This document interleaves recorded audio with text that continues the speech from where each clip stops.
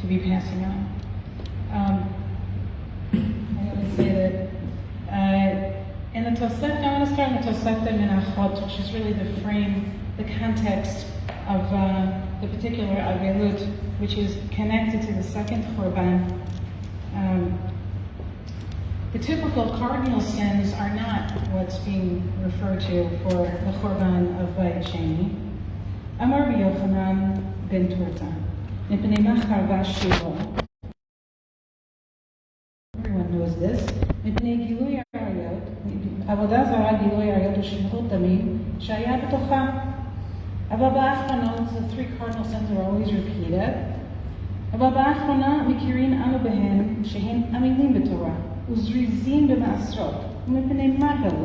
want to sit there just for a moment. We're talking about the external behavior is makpid. We're makpid. I saw something, I was going to change my whole show today. I said, I'm going to dump this, the whole thing. I get so upset. I took a peek. Somebody said to me, you have to see what's going on in Yerushalayim. Why don't you come down to Yerushalayim? Some people that I know there. And they finally made a richava for people that aren't Orthodox, for Reform people, conservative people, so they can halavai aleinu, that the whole Jewish people want to go down to the Beit HaMikdash, want to go to Yerushalayim and care about Yerushalayim. The Jewish people finally care about Yerushalayim, and forgive me, the Orthodox, or whoever you want to call those that I can't identify with that word, are busy bashing these people and trying to oppress, and I'm like, am I kind of, I was really quite torn, and I said to myself, I'm going to throw up my hands and give like a totally different shir. But I would say to a certain extent this is along the same lines, and I do want to teach this material, but this is really what it goes to. Here it says,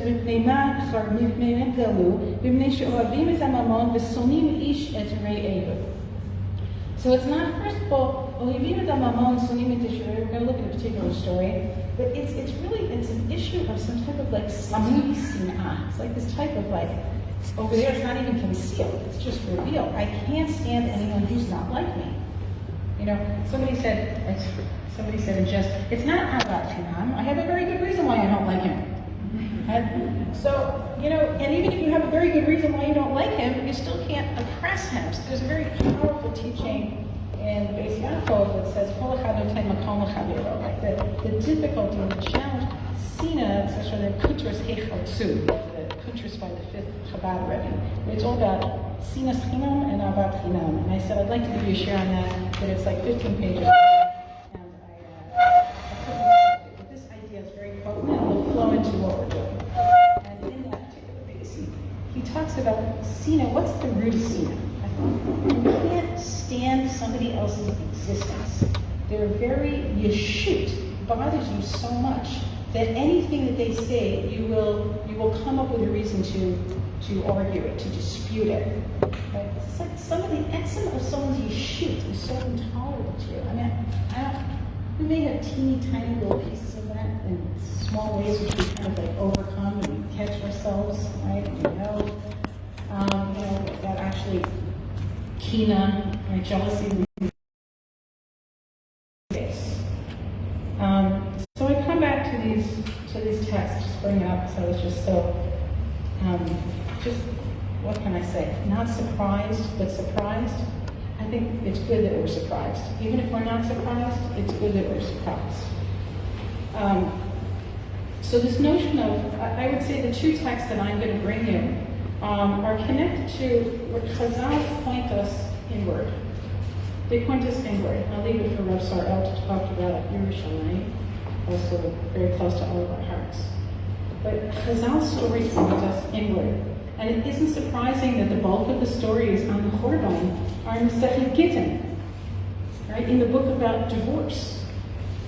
It's rather telling and painful. That was taking it away. Okay. I did it. I got that. Okay. Could you bring me a source? Yeah. Okay, it's all good. So this is a story. A word about Chazal. Chazal was my old love. For 20 years I taught Chazal. Chazal try very hard not to explain. They try to show. And we're going to try to enter into the story to absorb some of the elements of what they're trying to teach us. what he's trying to show us. So in this story, Masechet Gittin, it opens up with the following line: Amar Rav Yehuda Amar Rav. Mai dichtiv ashku gever v'beito ish v'nachalato. A man oppressed his home and his environment, his nachala. Ma'aseh be'adam echad. Shinatan inav be'eshet rabo v'shulia denag be'havan. There happened to be this one person. Go with me? The whole story is actually encapsulated in this one line.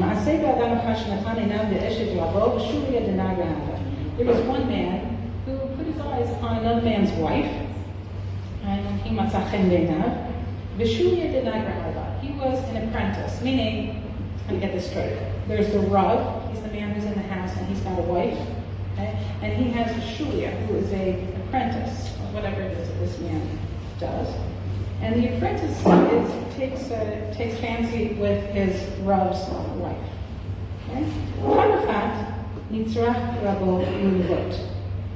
One day, the Rav, he may have had a miksoa to teach the apprentice, but he didn't have a lot of money. He needed money. He needed a loan. Amar lo, he said to him, the apprentice said to his Rav, Shegar ishtaka itzli ve'elvena. Send your wife over to me and I'll lend her some money. I'll give her the money. Right? Red lights going up already. Shigar ishto etzlo, shahata etzlo shlosha yamim. He sent his wife to him, and she remained there for 3 days. Kadam uba etzlo. So, here's a sticky point. Who came to who? Kadam uba etzlo. I'll read through the whole thing and then we'll go back, all right? Kadam uba etzlo. He went to him. That's just who thinks that the Rav went to the Shulia? Okay, and who thinks that the Shulia went to the Rav?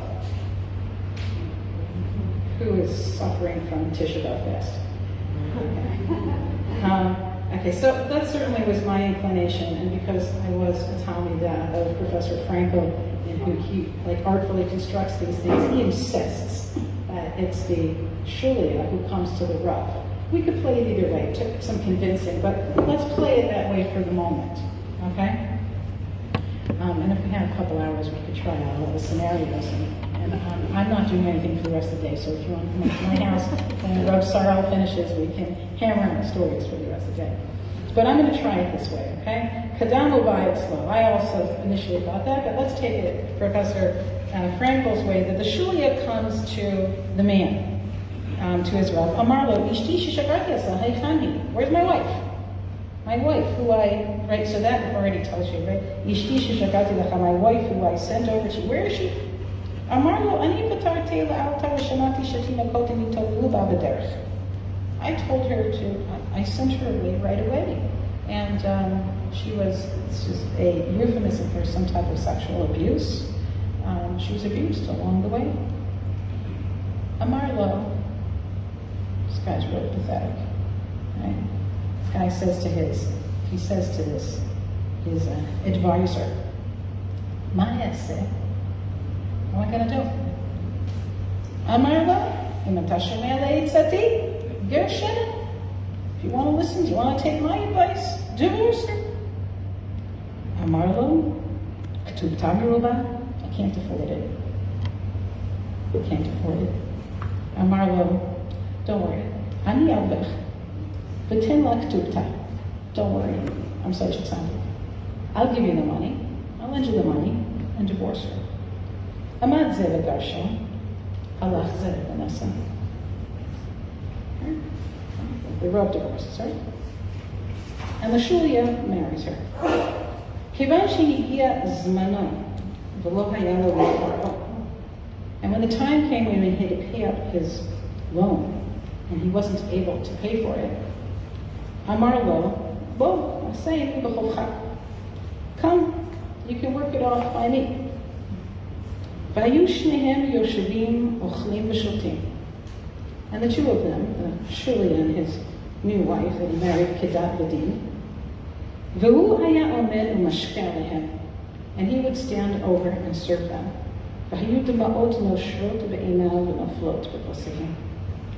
And his tears would fall from his eyes and fall into their cups.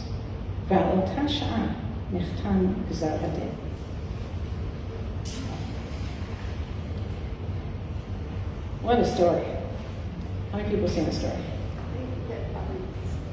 What's that? Oh, okay. Yeah, okay, so this is not I like sitting around a table talking so we can pretend that that's what we're doing, and it's okay for Tisha is tired. So what don't you get? So you're saying the advisor, the Rav was asking his advisor, right? You said he's giving out the advisor a different person than this Shuli. No, the Shuli and the advisor is the same guy. We just got 3 people here, right? You're a lawyer, so. Yeah. Right? So here it's like this. I want to take a look at just how powerfully the story is structured. The whole story is concentrated in the right, and you have this oshek, this abuse. It's all premeditated. What you have here is just an entirely like Chazal. Was there really like one guy here in this story? Like most likely not. Well, what are they doing? They're trying to say Hurban is not like, they're not talking about a national disaster. They're talking about something where its roots is in the most private, intimate, hidden places in people's homes. Hidden away from the eyes of anyone.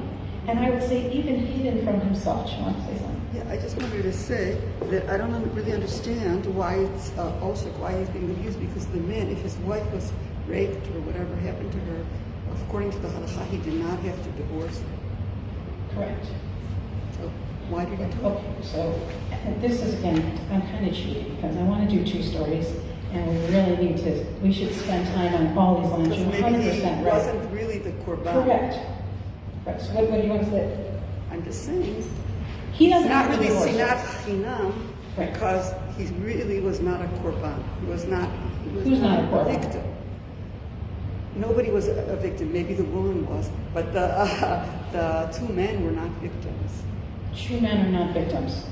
Okay. What do you think? Let's see. Ma'aseh ba'adam echad, the second line. Shenatan einav ve'eshet rabo v'shuli enei gahava.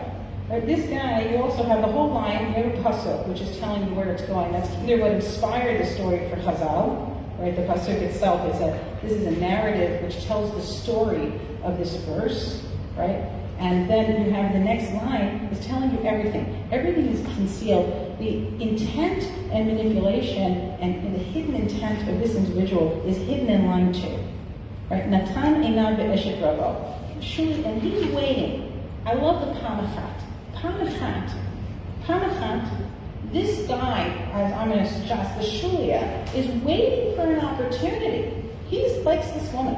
Who knows if he's talked to this woman? We don't have that narrative. You can all go write another extra medrash, like what was going on? Did he talk to the woman? Did he not? Is she really a figure here? Is she just a pawn? Like what's going on? Maybe she liked him. Maybe she wasn't innocent. She wanted off. Maybe. We don't know. We don't have any information about her. But what we have is the pamachat.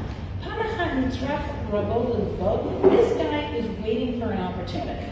He's waiting for an opportunity, and it came. The Rav needs money. And he says, we don't even have he doesn't even have to say it. He sees that there is a need. Amar lo shagarish lecha right? It doesn't say then afterwards, and he said to this guy, I need some money. He sees he's in his house, he sees he has problems, and he then comes forward. Do you understand what I'm saying? But he didn't even ask. He didn't even ask. The guy is right there with the solution. Oh, I have a solution for you. I see you're really having a hard time. Why don't you send your wife over to my house, and I'll lend her some money, and it'll solve the problem.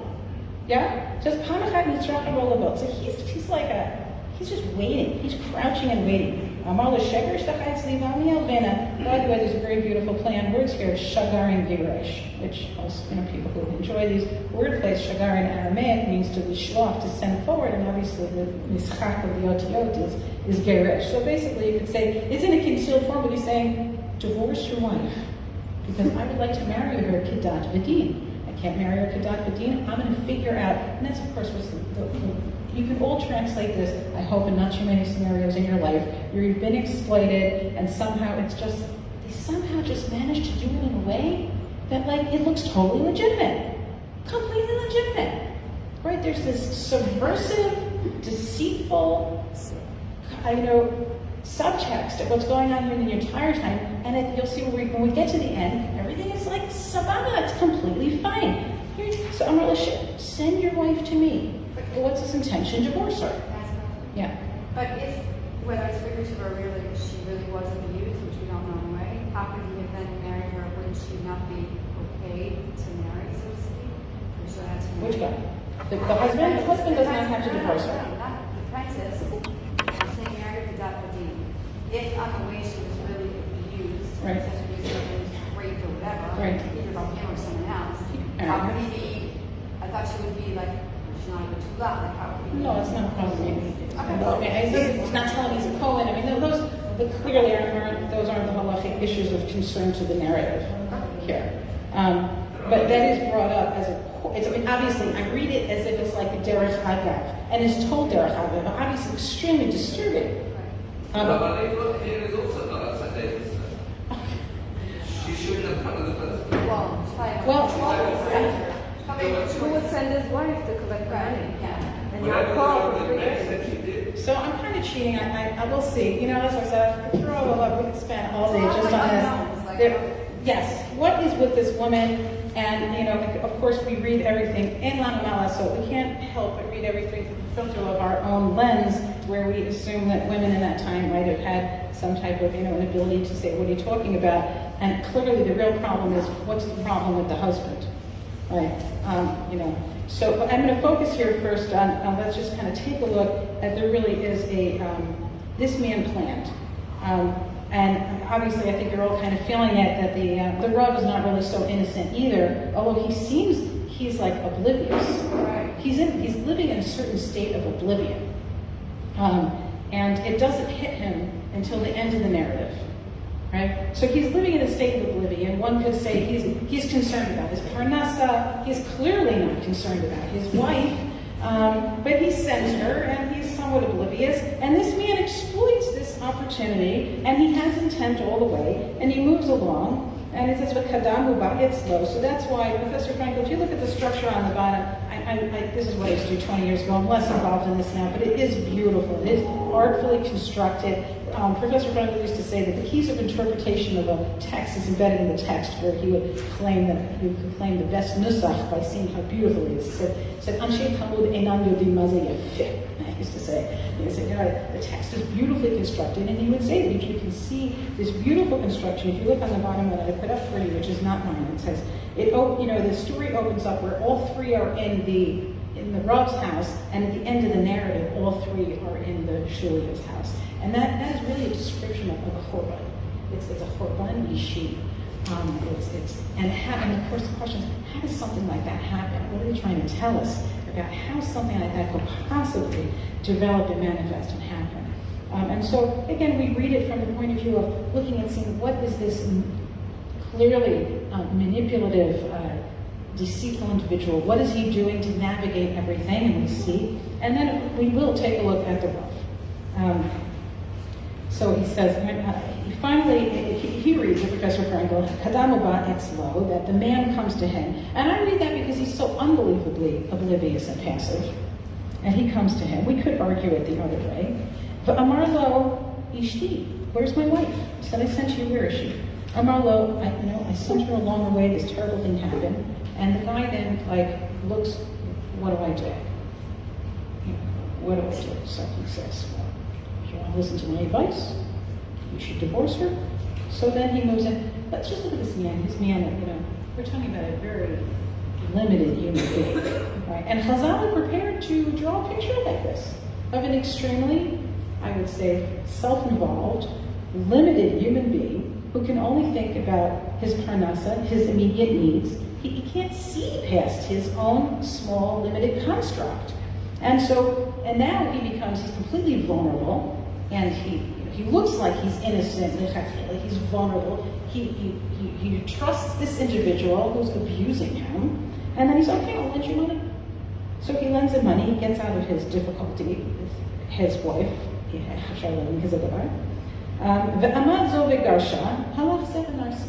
so on line 12, that's what you call in these stories, nikudat hamafne. Everything shifts because what was hidden now becomes revealed.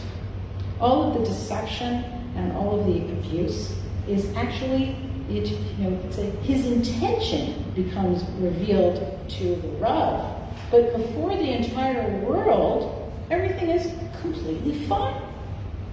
He went and he married her, and now this guy is left with a debt that he owes to this man who surreptitiously stole his wife. Right? And now he's going to be a righteous person, no problem. Come work it off. Come work it off. Right?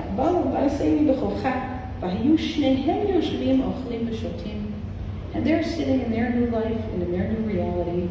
It's a kind of internalize this. It's just this internal total rot, this external pretension of purity with an internal decay and rot.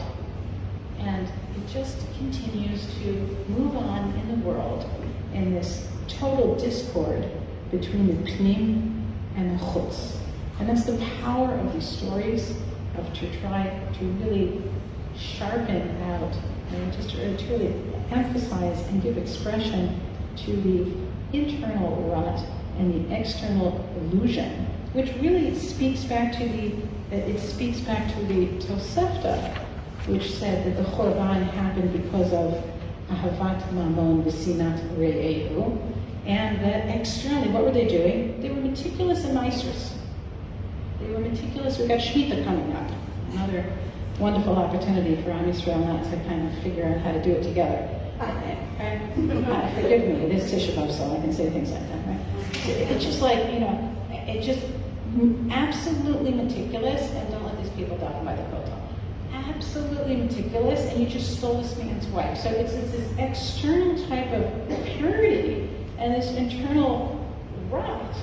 And then this man finally wakes up. This man, the pain finally hits. The pain finally hits. What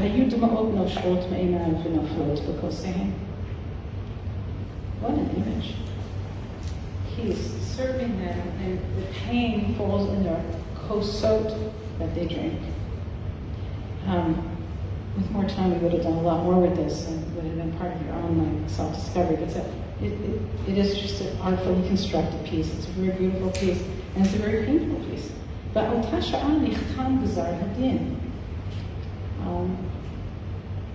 so Chazal take us right to our personhood. They take us to our lives, to our family, to our personal relationships, to how we interact with business. And I'm going to leave this for a moment and move to another story, and we'll touch it on the way back. Okay? Another story, which seems to have nothing to do with this story, completely different direction. First time I read it, I couldn't make anything of it at all. But I come back to it again and again. And it appears in Talmud Yerushalmi Maser Sheni. And it goes like this. Adam echad haya omed b'choresh. נפסקה פרה מלפניו. הייתה רצה והוא רץ, עד שהוא נמצא נתון בבבל. אמר לו, ממתי יצאת? אמר להם, היום. אמרו לו, באיזו דרך באת? אמר להם, בזאת. אמרו לו, בוא, הראה לנו. יצא, רצה להראות להם, ולא ידע באיזו. וזהו שכתוב, גזר דרכי וגזית נתיבותיו. He's enclosed my ways with hewn stone and made my paths cookie. Okay, what's going on here?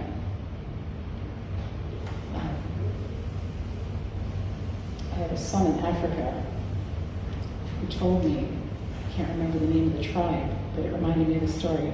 He said, Eli, there's this tribe, that everything is about cows.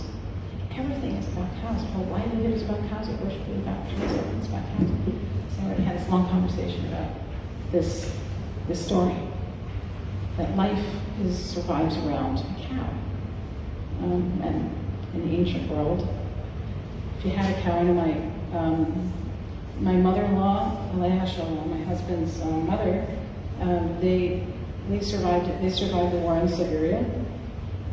There were 5 of them, except for one sister who went off with a communist and didn't go with them to Siberia. They all survived in Siberia. And they survived in Siberia because of Karsula the cow. They had a cow. It wasn't a picnic in Siberia, people that survived. My father-in-law wasn't so fortunate. He was one of 9 children and the only one who survived. He was hidden. When I think of the story, I also think of Karsula the cow, my mother-in-law, who she said, they had it pretty good in Siberia because they had a cow. So a cow is more significant than the vegetarians eating, non-dairy type products. So what's going on here? The image of Adam Echad Hayom Med L'chor. So everybody get the English? I didn't translate it for you, right? A person, he's standing in a field, and here, Baruch Hashem, we're in Eretz Yisrael, it's Maser Sheni, it's Talmud Yerushalmi, so there's an image, everybody had a sadeh, so he had a sadeh, he's working a sadeh, Adam Echad Hayom Med L'chor. The cow is plowing, and he's standing in front of it, and he's standing in front of his cow. Yeah? Nifsaka hapara milefanav. The cow got away from him. Right. What happened? What does it mean? We're see what happens next.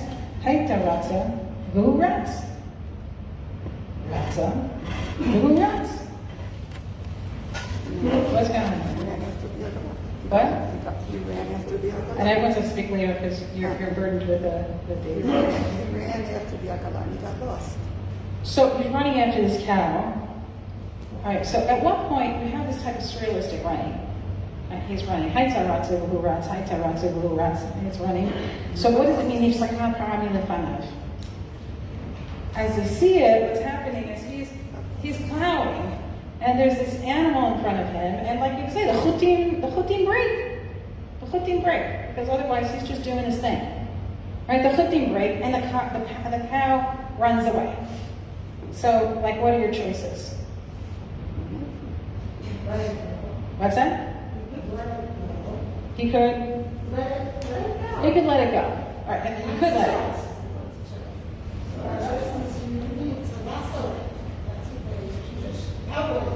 So there's like different possibilities. You mean initially, you could say, I want to get here, what's going on in this guy's mind. Right? Haita, so all of a sudden he, nifsaka paratomi lefanav, and now you have to stop. Haita ratza v'hu ratz. Ratza v'hu ratz. Right? So here we're entering into this kind of like Chazal's imagination of their fairy tale-like imagination, where all of a sudden the guy ends up in Bavel. He's run from Eretz Yisrael to Bavel. I'm in pretty good shape. I can't run that far. What? He's running after the cow. All right, what Chazal want to tell us? He's running after the cow. So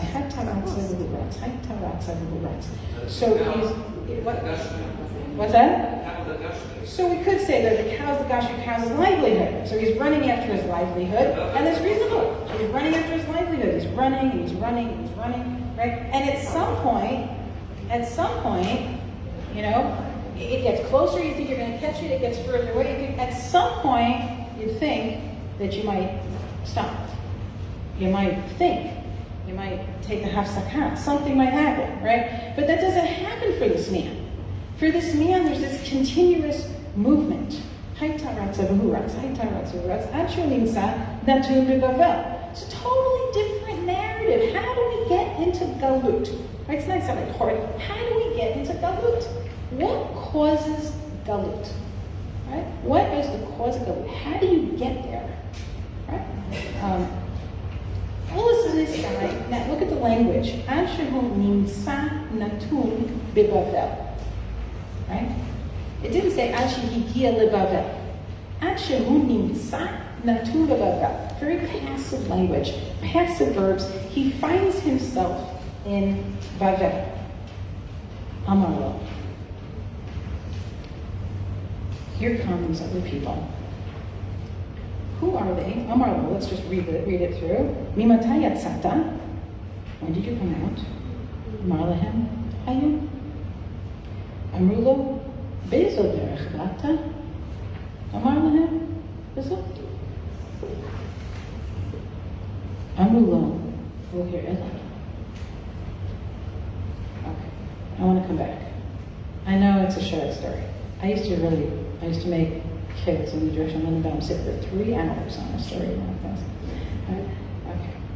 So let's just take a look. Amrulo, Mimatai Yaksata, what's going on? Who are these people?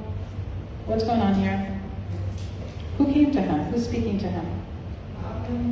What's that? Bavlim. Non-Jewish Bavlim?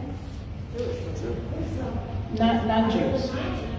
Non-Jews. Okay. Why do they want to talk to this guy? What do they want from him? Strange guy. Right, that's a normal thing. A strange guy. Okay. Bavel also means confusion.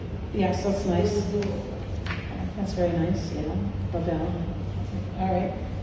You need some support. You can say anything, but you got to support yourself. So if you want to say that you think it's like non-Jews in Bavel, like what do they want from this guy? So they want to know who he is. So do you get support from that in the next line? What do they want to know? Mimatai yatsata. What do they know about this guy? This is his conscience speaking. This is his? His conscience. His conscience? Oh, but you're great. You're going to write like a whole kind of, interior reading. We have Gashmias and it's Without he read 11 episodes. right. Yeah. So before I go to conscious, right, which is more interior reading, and I actually never thought of that. This is very interesting. I want to relate to it literally for a moment. Let's relate to it literally anyway, because Chazal wanted us to wake up our imaginations and to think, this guy finds himself in Bavel, right? Of course, it's Maskir Ma'aseh Ha'ez of Agnom, right? So you end up in Bavel. So who are these people? They see him. Look at what's going on here. Amar Lo. All right, Amar, actually it's supposed to be Amru. I must have forgotten. No, it's Amru later on. Amar Lo, right? They say to him, Mimatai Yatsata. They don't say, who are you? Who are you? Mi hazel, who is this strange individual? Or they grab him because he's a strange person. They know him. They know him. It's like when you go to Chutz La'aretz, you can spy the Israeli out of the corner of your eye. Right? I went to Chutz La'aretz to hide from them and I find them. Right? Okay? So it says, Amar Lo, Mimatai Yatsata. They know him. They recognize him. It's like when you go someplace and you find Anshe Shlomenu, and you feel like, oh, great, you find people from a front. I found people from a front. Actually, I found Rav Golom and in the Himalayas. It was his daughter. But it was amazing. Right there they were, a whole crowd of dressed up like kids. When you go someplace, you can even be dressed the same way. There's a look, there's a movement, there's my kids also going someplace and they saw my kids were little and had the Bukhari and Kippahs with long pants. These are Yeshuv kids. Yeah, some other Haredi Israelis in America, these are Yeshuv kids. Kids come from Yeshuv. They know this guy, right? Amar Lo Mimatai Yatsata. Amar Lahem. They want something from him, right? They don't say to you, who are you? What's your name? Do you know how to drink? Are you tired? They want to know. Right? When did you come out? Because what does that assume? They want to get back. They want to get back. If you can tell me, if you got back now, today, a minute ago, you know the way back. You know how to get back. So they go, they're coming, Malehi drug shut. Right? They're full of energy. And what does he say? Hayam. Because just the way that he got there is the way that he's answering. Amru lo, Be'ezo derech bata. Just what's going on. In their minds, they're like, wow, if he got out today, then there's real hope that he knows the path back. We can get out of their situation now because this man got out today. And he even said, Amar lehem, Bizot, I came from over there. Amruva. Bo. Here, Elan, come and show us. And all of a sudden, for the first time maybe in this guy's life, he wakes up. Bo here, Elan. Yatsa. Note that this is the first time there's an active verb. Okay? Even the time that he's chasing the cow, none of it is conscious, is thoughtful, is intentional. Right? Yatsa. He went out. Ratsa lahar lahem. He wanted to show them. This guy finally woke up. Oh my! I belong to a people. I'm in Bavel. I need to get to Eretz Yisrael. There's people who are counting on me and relying on me. I have the answers. I have the path. I have the potential. And all of a sudden he wakes up and he wants to show them. Absolutely no idea. Clueless as he got into a situation. I couldn't possibly help them get anywhere. And this is it's an internal narrative and a description of the pasuk in Eicha. He has enclosed my ways with hewn stone. He's made my paths crooked. So, what do you think of that pasuk?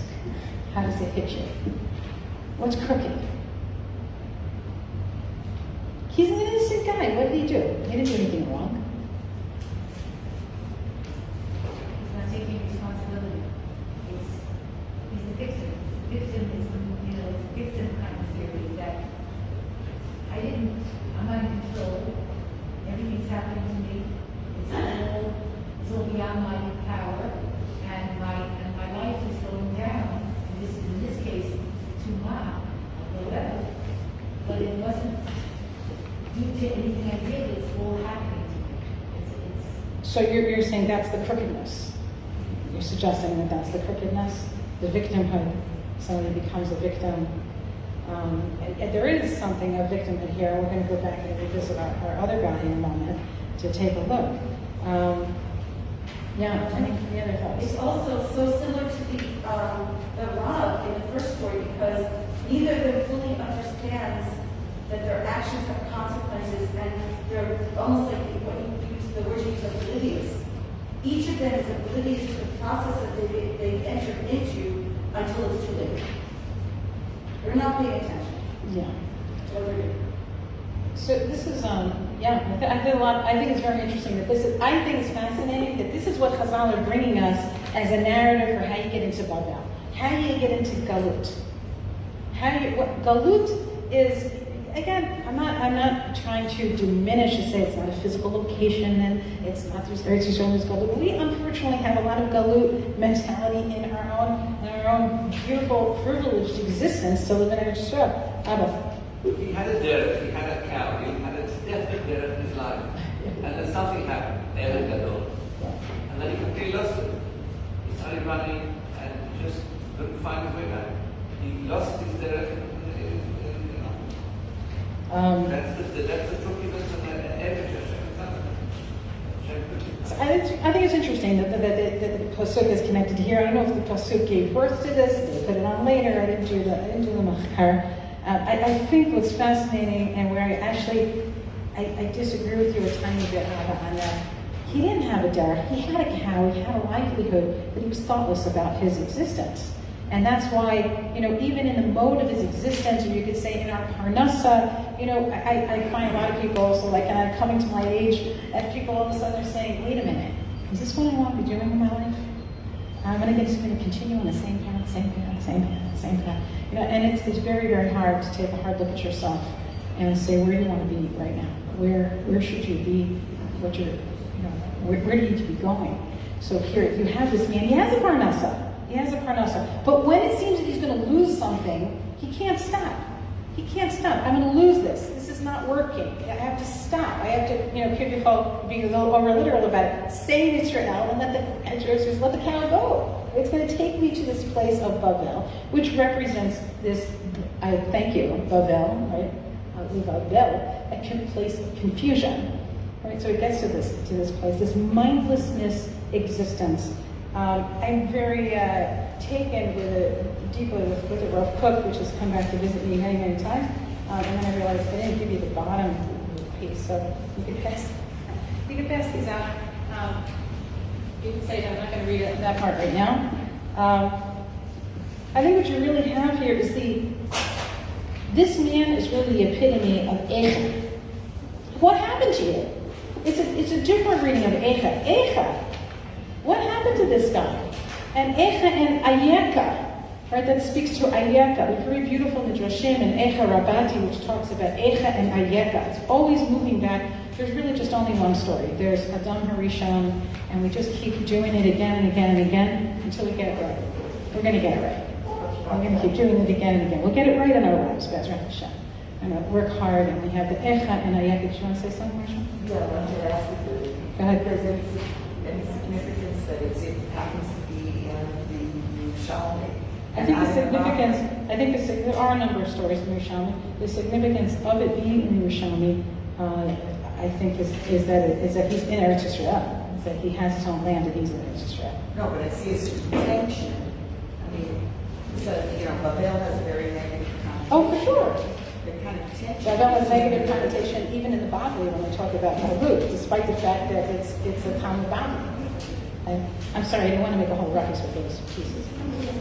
And hello, if anyone else on the line over there, send me a note if you have any questions. Sorry, if you're not here, it's nice to be with human beings on Tisha B'Av, if I'm allowed to say that. Okay, so I want to take a look at Rav Kook.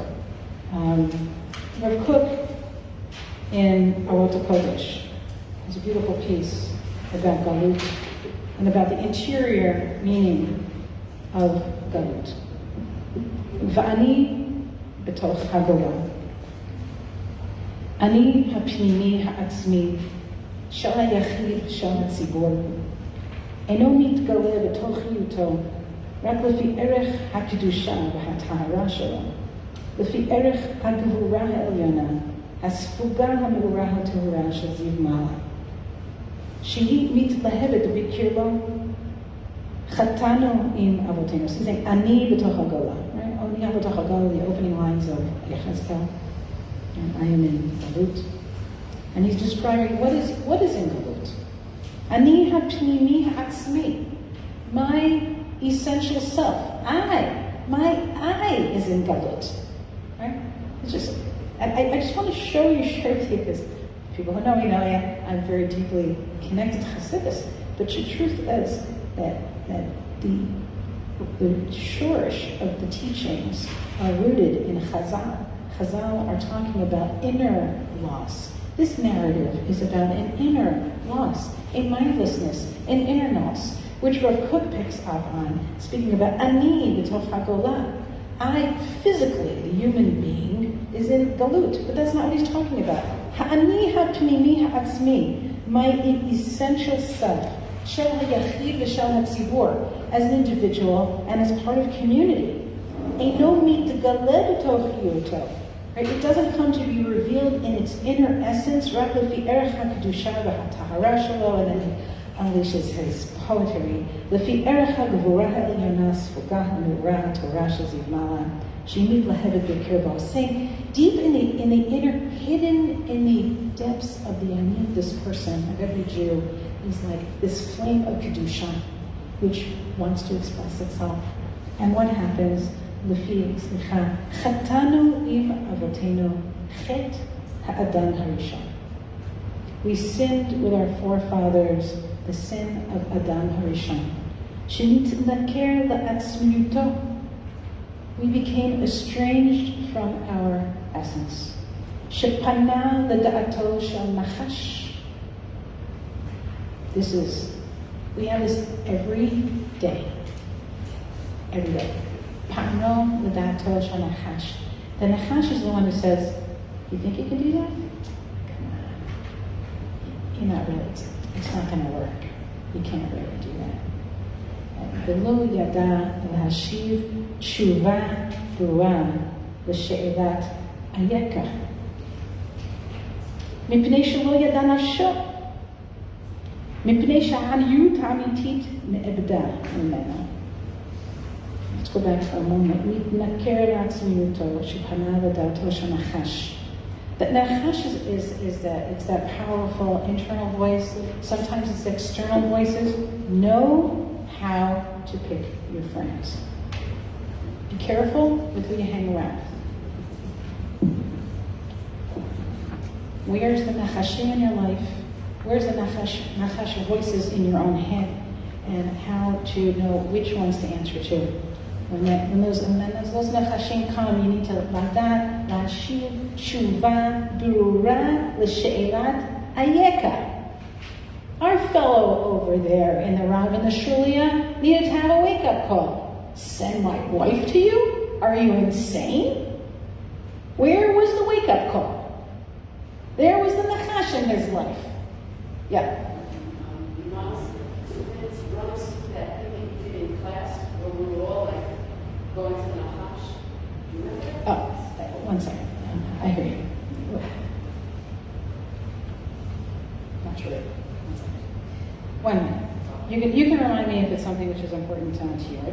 I just want us to feel, Chazal want us to feel the texts. They want us to take them inside of ourselves. They want us to breathe them, walk them, feel them in our lives, see our families with them. We need to feel the ayeka. We need to feel the anochi. We need to be able to feel and notice when this, again, you could say these two stories are so completely different. One guy, Sakako, is like on his cow and it got away from him and he ends up in Babel. What did he do? Right? So, I tried to highlight that, I'm not sure he's acting like a victim. I hear that, but he's innocent. He didn't do anything. But he did a lot. He don't have the privilege to walk around being so mindless. That's why there's halachas, very powerful halachas and difficult halachas. That's why you have a ear miklat. The guy is not really so innocent. Right? If you killed somebody because you weren't paying attention, you should have been paying attention. Right? We are brought into this world to be attentive. I think that our entire tradition is a piece of what I've been working on, I think my whole life with all of you over many years, and what I'm moving on in terms of transformative Torah, is that the Torah needs to transform us. The Torah is about being mindful. Mitzvot and halacha is about being mindful that every detail matters, that things matter, you matter, your life matters, what we say matters, what we do matters. I know I can think I'm really intense, I'm kind of calm it down. Everything can't matter all the time, and you gotta know when to look the other way. And that's really hard, right? You need to know when to step back, take a breath, and look the other way. So here we have Rav Kook telling us, that's being in touch with the ani, being in touch with the anochi. This man over there, these two stories which look so completely different, really they're not so different. I'm really less interested in the abuse of Shulia. I'm more interested in the Rav.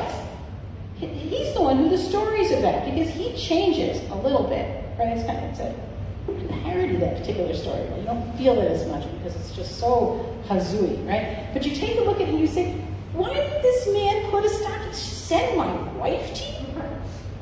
Really? And of course, we all get shocked and almost feel disconnected from the story when the guy says, this terrible thing happened to your wife, and he's just worried about his ketubah, that he can't afford to divorce her. But Chazal wrote that on purpose, that we should become aware just how disconnected people can get at times.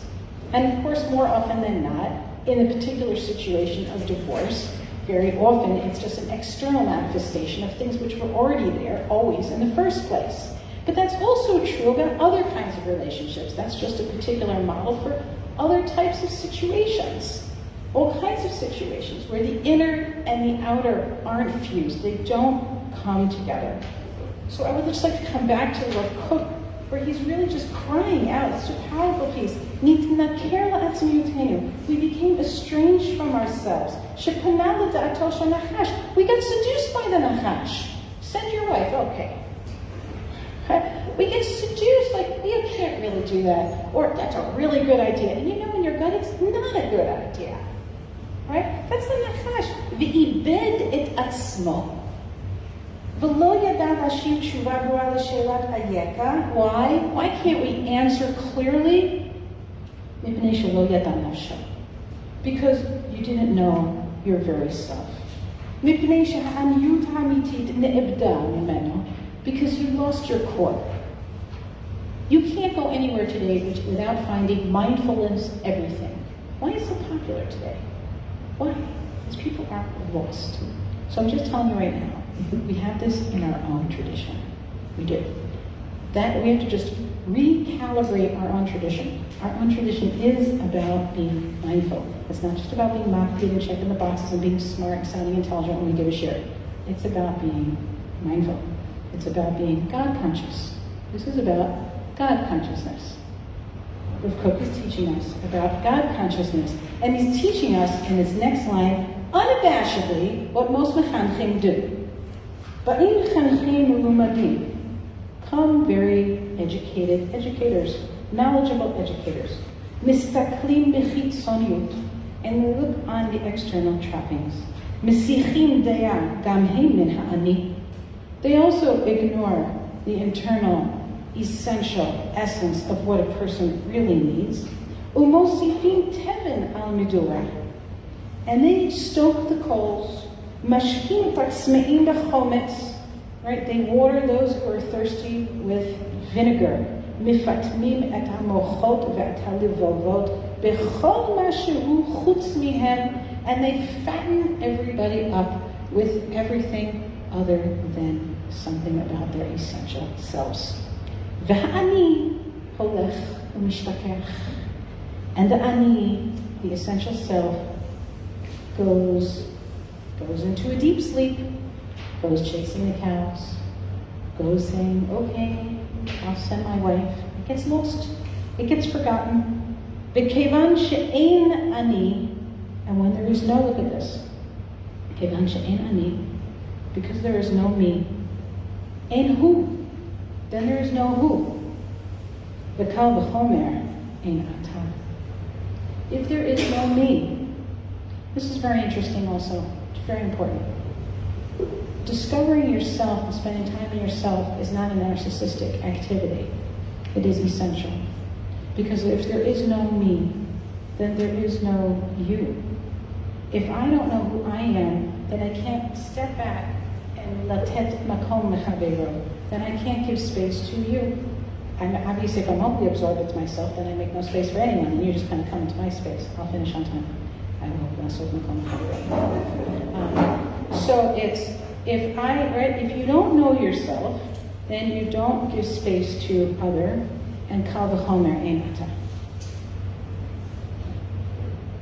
A relationship with Hashem Yitbarach ba'ofen achi amok v'achi amiti is that we see ourselves in relationship to. We see ourselves both deeply connected with the root of our ani, and at the same time we experience ourselves, we experience the ayin, and we know that we are not Hashem. We know that there is so much infinitely more. And within that context, we make space for everyone. But it starts with the ani, and that's what Rav Kook is teaching us. I'll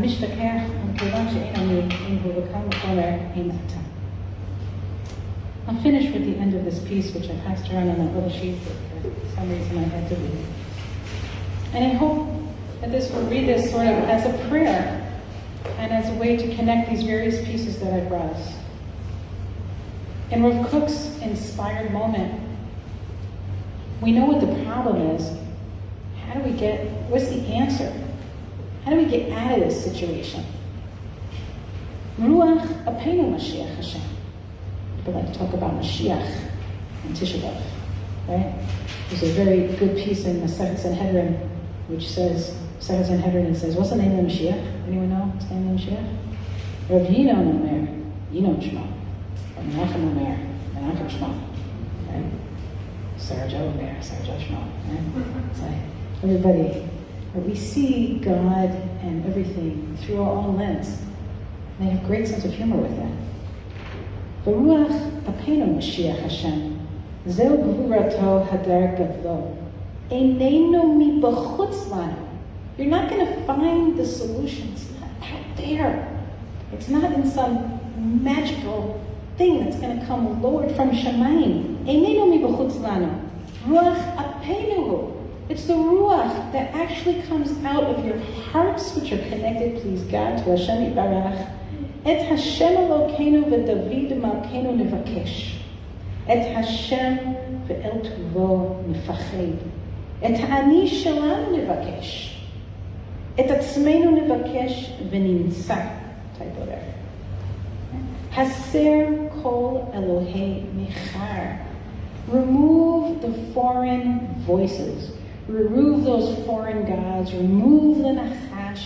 Remove everything that blocks you from being able to give a la'ashiv tshuva brura l'she'elat hayekar.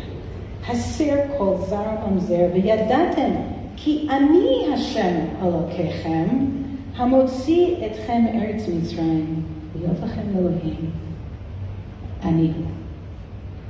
Shvit tzomka. Thank you.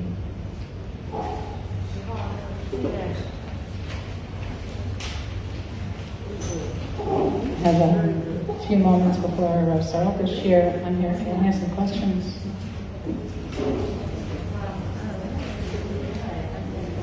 We do have time if anyone has any questions.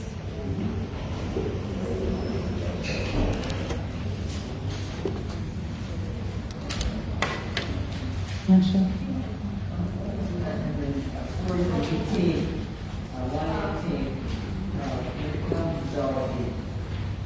What does it mean? What does it mean? Because of this, the Gzardin of the Hurban was determined. Right? Meaning these very deep, these texts are turning us inward, all inward. And I think that Tisha B'Av, or at least in my share, leaning on Chazal, is turning us inward. What's the tikkun and the work that we can do? Yeah.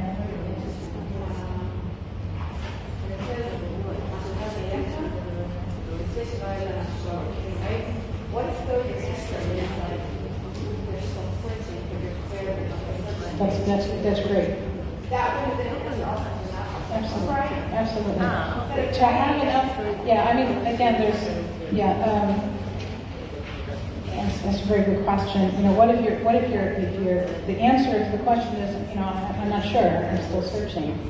I just think we need to have enough of a organ, and we don't most of the time. We don't have a tshuva b'ra, l'she'elat hayekar, most of the time, right? We don't have a tshuva about what should I do next, what's the right thing, and getting too many pieces of the place, right? So the tshuva is I actually think you need to breathe. You need to stop, you need to breathe, and you need to be able to say, I don't know, but with this person or whatever is pushing you towards it seem right. That's an answer. That's a connection to my unease. And then, you daven in the exercitation to give you some clarity. It doesn't always come, and you daven again. But to have the courage to say I don't know. That's an answer to the Nachash. That's an answer to the Nachash.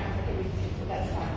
Chava didn't say to the Nachash, she got nervous.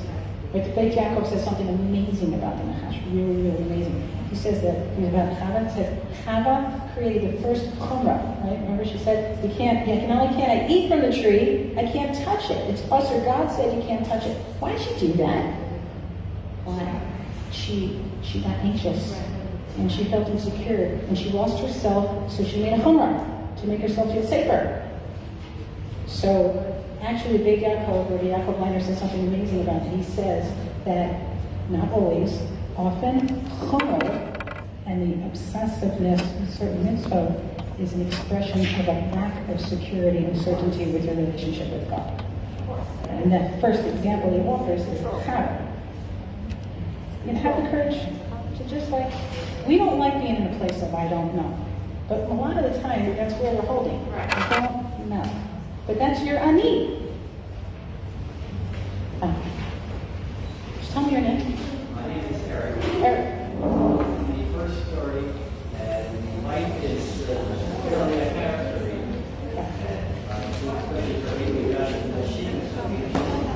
We tell the story from her point of view. All right. Second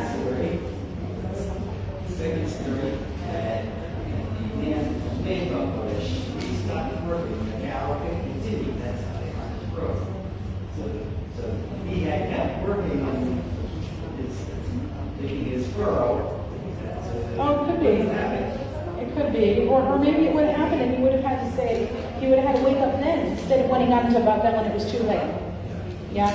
And in terms of the woman in the story, look, we have to go through lots of secret dynasty. Women don't figure very strongly in these stories. A lot of times they are pawns in the narratives, and it seems that she's pleased at the end. So someone could go in and write a narrative about her. Another Talmudist.